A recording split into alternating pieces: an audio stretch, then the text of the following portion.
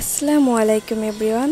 আজকে আমি কাপকেকের একটা রেসিপি নিয়ে চলে এসেছি। একটা ডিম দিয়ে আমি কাপকেক তৈরি করব।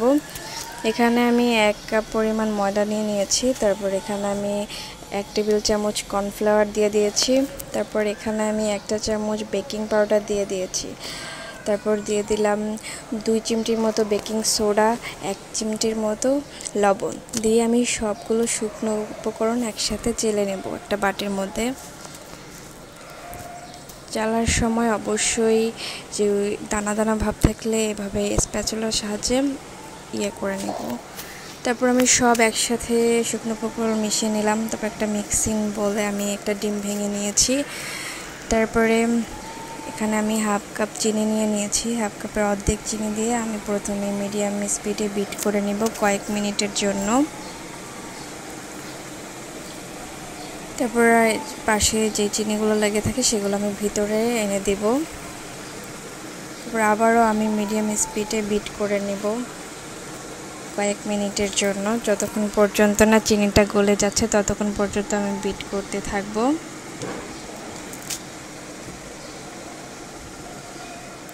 তারপর এখানে আমি 1/4 কাপ সয়াবিন তেল দিয়ে দিয়েছি।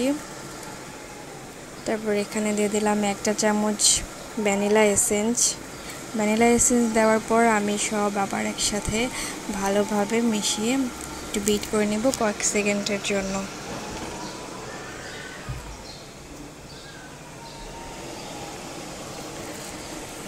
কয়েক সেকেন্ডের মতো বিট করা হয়ে গেলে আমি একটু চেক করে নেব চিনিটা গলে গিয়েছে কিনা। চেক করে দেখলাম আমার চিনিটা অলমোস্ট গলে গিয়েছে। তো এখন এখানে আমি 1/4 কাপ লিকুইড দুধ দিয়ে দিয়েছি। দিয়ে তারপর এখানে আমি ভালোভাবে আবার একসাথে একটু মিক্স করে নিলাম। তারপর এখানে আমি শুকনো উপকরণগুলো সব একসাথে দিয়ে আবার বিটারের সাহায্যে মিক্স করে নিব। যেহেতু এটা কাপ কেক, স্পঞ্জ কেক না, সেক্ষেত্রে আমি বিটার দিয়েই বিট করলে সমস্যা হবে না। তারপর এখানে আমি স্প্যাচুলা দিয়ে ভালোভাবে আবার সব একসাথে মিশিয়ে নেব। যেহেতু এটা স্পঞ্জ কেক না, সেক্ষেত্রে এটা ভালোভাবে মিশিয়ে নেওয়া যাবে।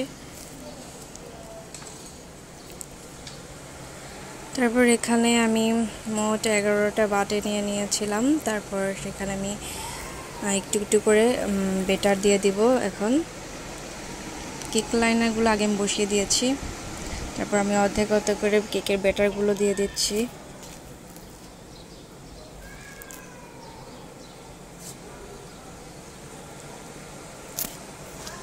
অর্ধেক করে কেকের ব্যাটারগুলো দিয়ে দিতে হবে যাতে কেকটা ফুলে আর অর্ধেক হয়ে যাবে এর জন্য।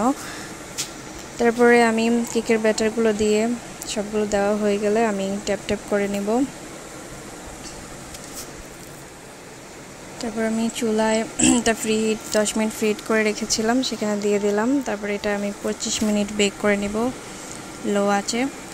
25 মিনিট পর দেখুন আমার কেকগুলো কত সুন্দর হয়েছে, মাশাআল্লাহ ফুলে। আমার কেকগুলো হয়ে গেছে। এখন আমি সবগুলো একটা একটা করে ওটা ইয়েতে উঠিয়ে রাখলাম বাটিতে। দেখুন কেকগুলো কত সুন্দর হয়েছে, মাশাআল্লাহ। একটা ডিম দিয়ে আমি মোট 11টা কেক বানিয়েছি। আপনারা চাইলে 12টা কেক বানাতে পারেন, 9টা বানাতে পারেন।